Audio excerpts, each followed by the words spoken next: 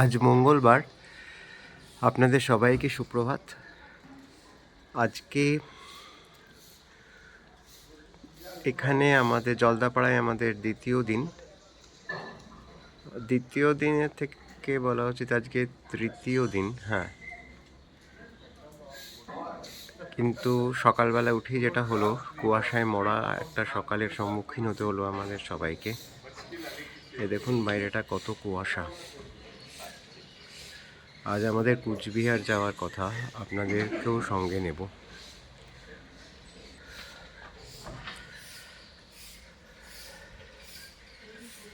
আর এই হচ্ছে জলদাপাড়ায় আজকের সকাল। চতুর্দিক কুয়াশায় ঢাকা, ভিজিবিলিটি একদম প্রায় নেই বললেই চলে। দূরে জিনিসপত্র খুব একটা দৃশ্যমান নয়।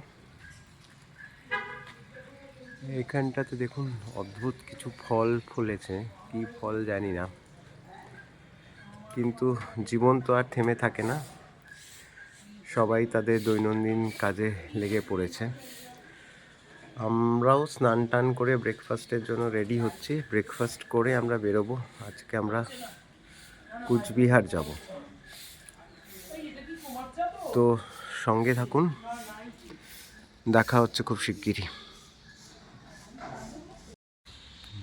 এই প্রচণ্ড শীত আর কুয়াশাকে উপেক্ষা করেও দেখুন এই টগর গাছটিতে এখনও ফুল ধরছে, অর্থাৎ ফুল ফুটছে। আর ফুলের সাইজগুলো কিন্তু নর্মালি আমরা শহরে যে ধরনের ফুলগুলো দেখে থাকি তার থেকে বেশ বড়। এখন আপাতত ব্রেকফাস্টের জন্য রেডি হচ্ছি।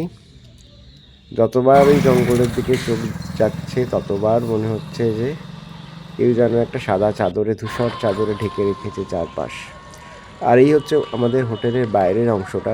অ্যাকচুয়ালি আমি ব্রেকফাস্টের জন্য এসেছিলাম, দেখলাম তখনও রেডি হয়নি, তাই ভাবলাম একটু আশপাশটা ঘুরে দেখা যাক। আমাদের হোটেলের ঠিক উল্টো দিকেই হচ্ছে এই মন্দিরটি। এটি ঠাকুর অনুকূল চন্দ্রের মন্দির। আর ওই দিকে হচ্ছে মেন রাস্তাটা। দেখুন এখান থেকে মেন রাস্তাটা অন্য দিন পরিষ্কার দেখা যায়, আজ কিছুই দেখা যাচ্ছে না।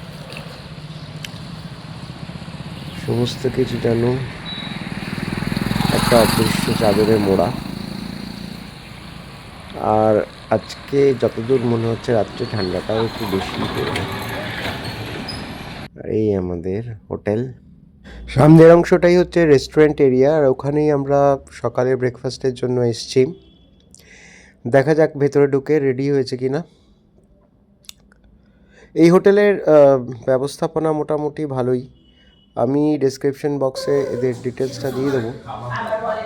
তো আপনারা ইচ্ছে করলে যদি কখনও এদিকে আসেন জলদাপাড়ার দিকে, তবে এই হোটেলটি ব্যবহার করতে পারেন। আমাদের সকালে ব্রেকফাস্টে ছিল আজকে পোস্ট এগ, সঙ্গে বাটার টোস্ট আর কলা আর মিষ্টি, যেটা প্রতিদিনই ওনারা দিয়ে থাকেন। তবে এগের প্রেফারেন্সটা আছে এখানে। আপনি ইচ্ছে করলে অমলেটও নিতে পারেন, বয়েলডও নিতে পারেন, অথবা পোস্টও নিতে পারেন। আর এখন আমরা বেরিয়ে যাব। তার আগে এই হোটেলের যিনি ম্যানেজার আছেন তার ফোন নাম্বারটা নিয়ে নেওয়া হচ্ছে, কারণ ইলাদি বাড়িতেই মানে হোটেলেই রয়েছে। ওনার শরীর এখনও পুরোপুরি সুস্থ নয়, তাই ওনাকে নিয়ে যাওয়াটা ঠিক সমীচীন মনে হলো না। তাই ওনাকে আমরা বলে গেলাম যাতে মাঝে মাঝে ওনারা গিয়ে ইলাদির খোঁজ খবর করেন। দুর্গা করে আমরা বেরিয়ে পড়লাম কুচবিহারের পথে। রাস্তাঘাট এখনও খুব একটা পরিষ্কার নয়, মনে হচ্ছে এখনও যেন চারপাশে জনবসতি ঘুম ভেঙে জেগে ওঠেনি। গাড়ি ঘোড়ার সংখ্যা নিতান্তই কম, যদিও এই অঞ্চলটা একটা গ্রাম্য এরিয়া। আমরা এখন জলদাপাড়া অভয়ারণ্যের সামনে দিয়েই যাচ্ছি রাদার। আর সেই কারণে এখানে অন্যান্য সময় খুব একটা যে বেশি গাড়ি ঘোড়া চলে তা নয়।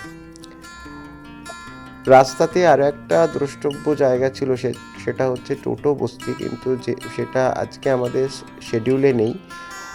টোটো বস্তিটা বোধহয় এবারে আমাদের স্কিপই করতে হবে। তার কারণ আজকে এই কুচবিহার সফর শেষ করে, কুচবিহারে আমাদের দুটো জায়গায় দেখার, একটা হচ্ছে কুচবিহার রাজবাড়ি আর মদনমোহন বাটি।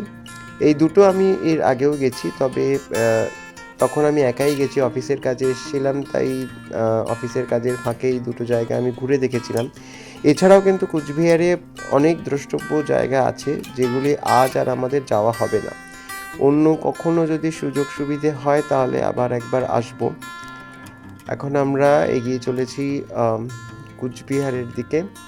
কুচবিহার যেতে মোটামুটি ওই ঘন্টাখানেক মতো লাগবে। দেখুন মাঝে মাঝেই ধুয়োর মতো কুয়াশা আমাদের ঢেকে দিচ্ছে, মনে হচ্ছে যেন আকাশের মেঘগুলো নিচে নেমে এসছে। আর এই মুহূর্তে আকাশ কিছুটা পরিষ্কার, অর্থাৎ আমরা কুচবিহারে যত কাছাকাছি পৌঁছচ্ছি বা বেলা যত বাড়ছে ততই আকাশ আস্তে আস্তে পরিষ্কার হয়ে যাচ্ছে, কিন্তু মেঘলা ভাবটা রয়েই গেছে। রোদের সেরকম কোনো তেজ নেই, একটা নিস্তেজ মতো রোদ, দেখে আপনারাও হয়তো বুঝতে পারছেন। আর সেই সঙ্গে সঙ্গে ঠান্ডা হাওয়া দিচ্ছে। দেখুন, কথা বলতে বলতে আমরা কুচবিহারের যে রাজবাড়ির যে সিংহ দরজা সেটা ক্রস করে চলে যাচ্ছি। মোটামুটি আমরা কুচবিহার শহরের মধ্যে ঢুকে পড়লাম এবং এইখানে যা কিছু আছে অর্থাৎ আশেপাশে সমস্ত কিছুই কিন্তু এই রাজপরিবারের প্রপার্টি ছিল আগে, এখন সেগুলো অনেকখানি গভর্নমেন্ট অ্যাকোয়ার করে নিয়েছে। আমরা চলে এসেছি রাজবাড়ির পার্কিং স্লটে। এখানে তিনি ওর কিছু পুরনো বন্ধুদের খুঁজে পেয়েছে, তাদের সঙ্গে আলাপচারিতায় ব্যস্ত। এখানে 25 টাকা করে টিকিট কাটতে হয়, অর্থাৎ জনপ্রতি 25 টাকা টিকিট কেটে তবে আপনি এই রাজবাড়ির ভেতরে ঢুকতে পারবেন। এর পেছনে একটা বাগানও রয়েছে, অর্থাৎ পার্কও রয়েছে, যেটা রাজবাড়ির উদ্যান বলে, সেখানেও কিন্তু টিকিট কেটে তবে আপনি ঢুকতে পারবেন। আর এখানে আমরা মোটামুটি ঢুকে পড়েছি, চলুন যাওয়া যাক। 1887 খ্রিস্টাব্দে মহারাজা নৃপেন্দ্র নারায়ণ এই প্রাসাদটি পত্তন করেন। এটি ভিক্টোরিয়া জুবিলি প্যালেস নামেও পরিচিত। ইটালীয় রেনেসাঁ স্থাপত্য এবং সেই সঙ্গে সঙ্গে ব্রিটিশ স্থাপত্যের একটা অদ্ভুত সংমিশ্রণ দেখতে পাওয়া যায় এই প্রাসাদটির মধ্যে। এখানে ইউরোপীয় স্থাপত্যের আভিজাত্যের পাশাপাশি ভারতীয় স্থাপত্যেরও একটা অদ্ভুত সংমিশ্রণ দেখতে পাওয়া যায়। এই প্রাসাদটির পুরোটা অংশে এখন কিন্তু প্রবেশাধিকার নেই। আপনি এখানে ঢুকেই সোজাসুজি দরবার কক্ষে প্রবেশ করতে পারবেন এবং তার আশেপাশে যে 2-3টি ঘর আছে সেগুলোতে আপনি দেখতে পারবেন যেখানে রাজপরিবারের ব্যবহৃত বিভিন্ন জিনিসপত্র, এবং সবচেয়ে উল্লেখযোগ্য সেটা হলো যে যখন কুচবিহার ভারতীয় গণপ্রজাতন্ত্রে সামিল হলো সেই দলিলটি এখানে রাখা আছে, সেটি অবশ্যই দ্রষ্টব্য।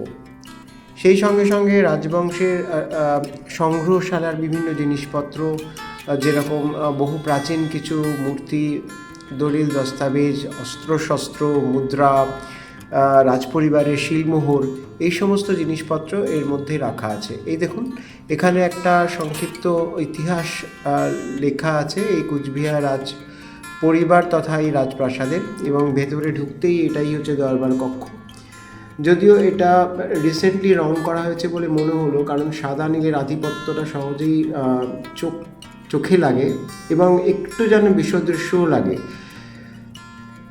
এইটা হচ্ছে রাজপ্রাসাদের ফেমাস ব্যালকনি। এই ব্যালকনি থেকে এখানে এই প্রত্যেকটা তলায় এরকম একটা ব্যালকনি রয়েছে, এই ব্যালকনি থেকে বহু দূর অবধি দেখতে পাওয়া যায়। আর এই কাঠের সিঁড়িটি যেটা দিয়ে আমরা উঠে আসছি বা লোকজন উঠছে, সেখানে 25 জনের বেশি এখন ওঠা যাচ্ছে না, তার কারণ সিঁড়িটার অবস্থা খুব একটা ভালো নয়। যদিও সংস্কারের কাজ চলছে। রাজপ্রাসাদের বাইরেটা দেখলাম রিসেন্টলি রং হয়েছে।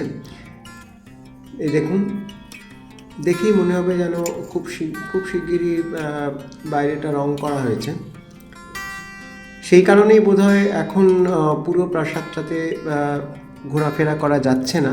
আমি যখন এর আগের বার এসেছিলাম তখন আরও কয়েকটি ঘর খোলা ছিল, সেগুলো আমরা দেখতে পেয়েছিলাম, কিন্তু এবারে দেখলাম মোট 2-3টি ঘরই কেবলমাত্র খোলা। তার মধ্যে এখানকার বিখ্যাত বিলিয়ার্ড রুমটিও খোলা, যেটি এই প্রাসাদের অন্যতম একটি প্রধান আকর্ষণ। আর এই দেখুন, যেটা আগে আমি বলছিলাম, এখানে রাজপরিবারের কিছু প্রত্নতাত্ত্বিক সংগ্রহশালা রয়েছে, যেগুলি বিভিন্ন রাজপুরুষদের পৃষ্ঠপোষকতায় গড়ে উঠেছিল। আর এই হচ্ছে ফেমাস বিলিয়ার্ড রুম। এই প্রাসাদের ভেতরে কিন্তু ছবি তোলা একেবারেই নিষিদ্ধ, তবু আমি কিছু রক্ষীর সঙ্গে কথা বলে কিছুটা ছবি তুলতে পেরেছি। তবে মোটামুটিভাবে এই প্রাসাদের অন্দরমহলের ছবি তোলা কিন্তু একেবারেই নিষিদ্ধ। আমরা মোটামুটি এই প্রাসাদের ভিজিট শেষ করে চলে এলাম পাশের পার্কিং স্লটে, যেখানে আমাদের গাড়ি পার্ক করা ছিল। সেখানে এই অদ্ভুত ফলের গাছটিতে একটি বসন্ত বৌরি পাখিকে দেখলাম। বহুদিন বাদে এই পাখিটিকে দেখলাম, দেখে এত ভালো লাগলো যে কি বলবো। সাধারণত শহরে তো এইসব একেবারেই অবলুপ্ত হয়ে গেছে। আর এই হচ্ছে পেছনের বাগানটার পেছন দিককার অংশ। এই বাগানটাতেও টিকিট কেটে ঢুকতে হয়, যেটা আমি আগেই বলছিলাম। এই বাগানের ভেতরে একটি বিশাল লেক আছে এবং এর ভেতরে একটি প্যাগোডা, এবং সেই সঙ্গে সঙ্গে ছবি তোলার প্রচুর রসদ লুকিয়ে রয়েছে এই বাগানটির মধ্যে। যদিও সময়ের অভাবে এই বাগানটির ভেতরে আমরা ঢুকতে পারলাম না, এবং কুচবিহারের অন্যান্য দ্রষ্টব্যগুলিও দেখার মতো সময় সুযোগ আমাদের কাছে ছিল না। আমরা এখন পেরিয়ে চলেছি সাগর দিঘি। এই সাগর দিঘিও রিসেন্টলি সংস্কার হয়েছে, তবে রাত্রিবেলা আসলে এই চারপাশের আলো এবং ফোয়ারা দেখতে সত্যিই খুব ভালো লাগে। এই অঞ্চলটি হচ্ছে কুচবিহারের একটা প্রশাসনিক অঞ্চল। মানে এই অঞ্চলে আপনার কোর্ট থেকে শুরু করে জাতীয় মহাফেজখানা থেকে শুরু করে সেক্রেটারিয়েট থেকে শুরু করে সমস্ত কিছুই এখানে রয়েছে। আমাদের পরবর্তী গন্তব্য হচ্ছে মদনমোহন বাটি। চলুন যাওয়া যাক।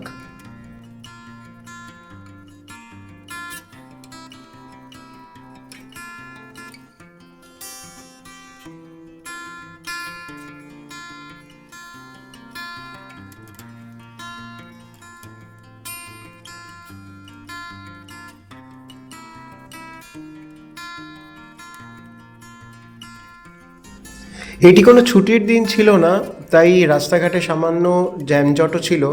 তবুও সেই সব পেরিয়ে আমরা হাজির হলাম মদনমোহন মন্দিরের সামনে। এই হচ্ছে মন্দিরের সামনের রাস্তা।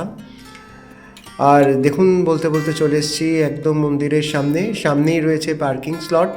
এখানে গাড়ি পার্ক করেই আমাদের এর ভেতরে যেতে হবে। এই মন্দিরটিও তৈরি হয়েছিল 1885 থেকে 1889 খ্রিস্টাব্দের মধ্যে। এখানকার প্রধান দেবতা হলেন মদনমোহন, এবং এর সঙ্গে সমস্ত কুচবিহারবাসী, এবং শুধুমাত্র কুচবিহার নয়, সমগ্র উত্তরবঙ্গেরই একটা বিশেষ আবেগ জড়িয়ে আছে এই মন্দিরের সঙ্গে। এই মন্দিরটিও স্থাপন করেছিলেন মহারাজা নৃপেন্দ্র নারায়ণ, যিনি কুচবিহার রাজপ্রাসাদও স্থাপন করেছিলেন। মন্দিরটি খুবই পরিষ্কার পরিচ্ছন্ন, এবং এর স্থাপত্য যেটা, সেটা অন্যান্য ভারতবর্ষের অন্যান্য মন্দিরের থেকে একটু আলাদা। চট করে দেখলে মনে হয় যেন একটি মুসলিম স্থাপত্য, কিন্তু তা নয়। এই অদ্ভুত স্থাপত্যটি সাধারণত আপনি যদি উত্তর পূর্ব ভারত ঘোরেন, অর্থাৎ আসাম এবং তার অন্যান্য জায়গাগুলি, সেখানে এই ধরনের বহু স্থাপত্য আপনি দেখতে পাবেন। মন্দিরের ভেতরে মদনমোহনজির ছবি তোলা যায় না। আর যে সমস্ত আরাধ্যা দেবদেবীরা রয়েছেন, যেমন মা কালী রয়েছেন, দেবী দুর্গা রয়েছেন, কোনো বিগ্রহেরই ছবি তোলা যায় না, কারণ বেশ কিছু বছর আগে এখানকার মদনমোহন বিগ্রহটি কিন্তু চুরি যায়, এবং তারপর এখন যে বিগ্রহটি এখানে রয়েছে সেটি তারপর এটিকে স্থাপন করা হয়। এখানকার উল্লেখযোগ্য উৎসব হচ্ছে রাস উৎসব। রাস উৎসবের সময় সামনের মন্দিরের মাঠে একটা বিশাল মেলা বসে। আর এই হচ্ছে মন্দিরের সামনে যে পুকুরটি আছে সেটি। এর মধ্যে ঝর্ণা এবং রাত্রিবেলা আলোর ব্যবস্থা করা আছে। এটিও সন্ধেবেলা দেখতে কিন্তু ভীষণ সুন্দর লাগে।